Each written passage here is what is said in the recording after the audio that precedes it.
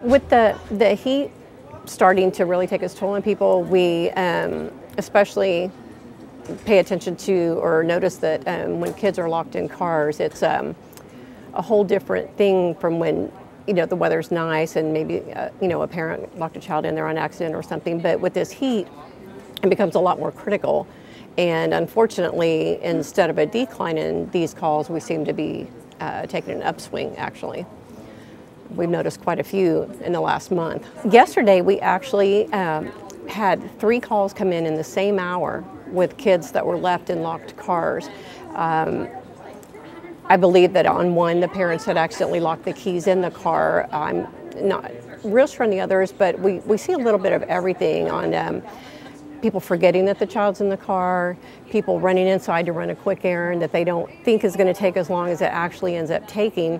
And these children are sitting in there baking in this car the entire time that they're in there. So never a good idea to think that you're going to be able to do that.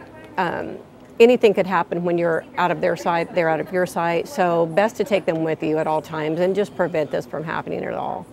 I would say that with this kind of heat, even rolling a window down is not moving any air, it's not moving cool air. So that's really not going to be helpful at all to your child in there. Best bet, take them out. If you're hot when you get in that car, that child's hot. And if you think it's hot when you get out and walk up to wherever you're going, then it's still hot in that car where there is no air moving. So, and on top of that, you have the added risk. You've given somebody else more access to your child. The dash itself is showing 155. Now in the passenger compartment where a child would be sitting, we're still at 104. This vehicle's been out in the parking lot with the windows down, cool breeze running through it for approximately 30 to 45 minutes now, and it's still registering 108 where the child would be sitting.